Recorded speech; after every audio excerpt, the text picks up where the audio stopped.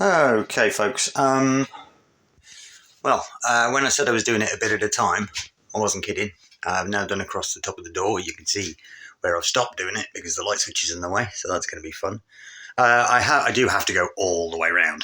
I've currently done stripped and filled that section again, stopped just level with the shower for now. And the reason I'm doing it a bit at a time is because I don't have much filler and I don't have much paint. So I do need to go and get some more paint and just hope that they still do the same colour, because that's going to be fun. That's literally been filled this morning, so I've got to leave that to harden overnight, and then I can rub it down, smooth it down, put a bit of paint over it like I've done over here this morning. It also gives me a chance to touch up things, like that around the door frame as I'm going. And I've run into another problem. Well, many problems, but yeah. That's the original colour. That's the colour it's become. Now, the reason that is, it's a new tile, basically. And the problem I'm having is because of the amount of traffic that is coming through here and, the fact that I tore this door frame out.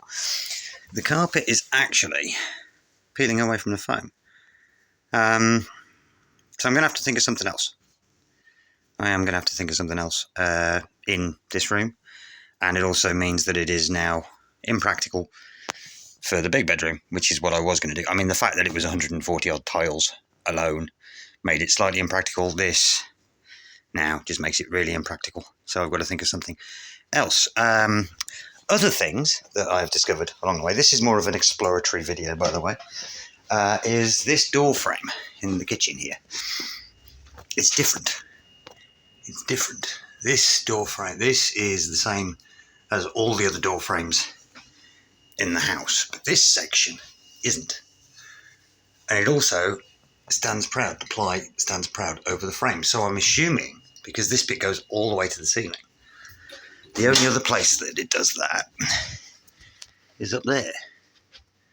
Because that's the same material as the door frame as well. So I can only assume, and this is a very rough assumption because it sits proud this side as well, I can only assume they've added this door frame, which explains the little divot, the little cubby, because I think that wall there matches with that wall.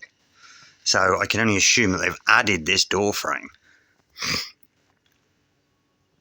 That's the only thing I can think of.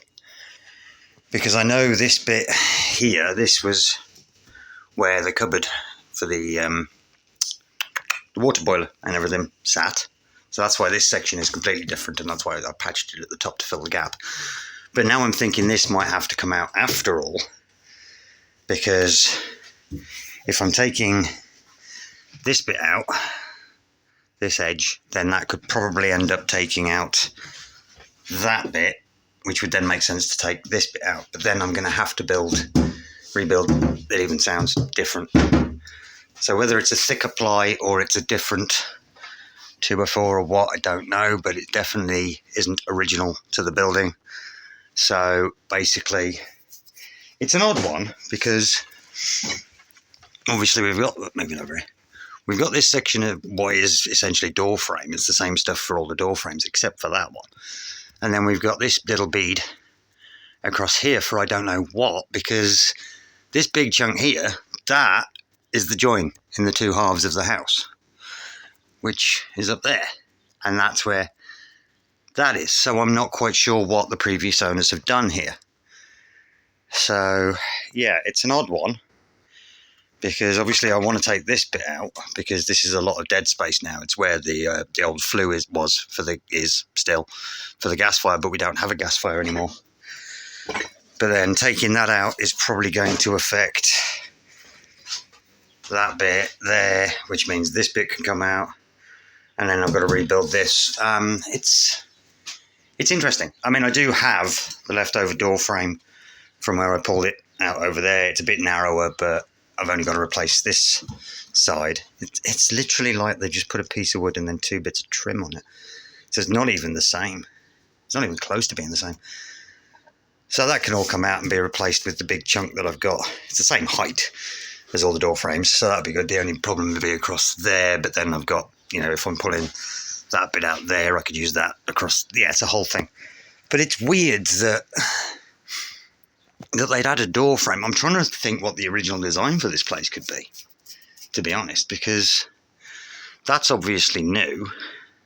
The door frame is obviously new, or an addition, which means the wall stopped there.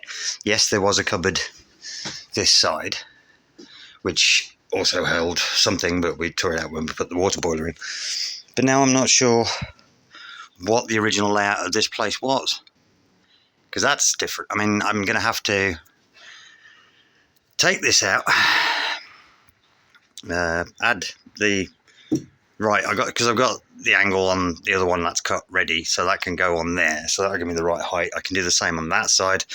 Then I can take a new piece and put it across there, just remount the door. So that's not difficult, but it just makes no sense. I mean, the things that this place has had, you know, over the years, and the various additions and the wiring and all the little odds and bits that I found when I was doing the kitchen, and you know, now I'm pulling various rooms apart, and it's just weird. And that is one of the weirder ones, is that they've added a door. It's like this door is almost the same as this door, except for the handle. For some reason, the handles are different. And it's like, why not be uniform all the way through? I mean, these three doors here, they're the same. This door here was the same design, same height, but it was just narrower. Whereas this door and that door, they're the same, but the handles are different. And it makes me wonder what on earth the previous owners were thinking. I've got to be fair. So yes, anyway, to the point, I have several issues to sort out. One is the floor in here because, yeah, well, I mean, obviously it's dirty. You can tell that from that, because that should be that colour. It's dirty as all hell, but that's just the amount of dust I created doing that, and the traffic. And also the fact that it's not exactly as hard wearing as I thought, so I need to resolve that issue. And then there's the whole door frame problem, which basically, if I want to pull that section out because that frees up this bit here, but then that bit I want to pull all the way back level with that, but then that is an addition by the look of it, so I might have to build all that from scratch.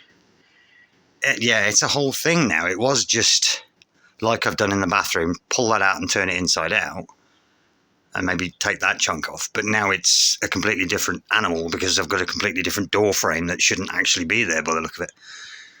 So that's weird. But yeah, if anybody's got any suggestions, you know, like not quite burn the house down, but, you know, I do like that lampshade. It's a very cool lampshade. I've got like 3 very cool lampshades that were left here. There's that one, which, if you catch the reflection in the window wrong, it looks like a UFO. There's that one, which is cool, and then there's the globe in the bathroom, which is very, very cool. We've got a globe in the bathroom, you see. Again, just something that needs clearing. But yeah, I'm not sure what's going on. And I've decided I was going to start on that corner until I realised quite how big a job it was, and I figured I'd fill you folks in as to why that's not going at the moment. So yes, this has become more complicated than I wanted it to be. Anyway, that's like 8.5 minutes of me waffling on about this house is weird. So I'll let you get on with your day. You take care. Ta-da now.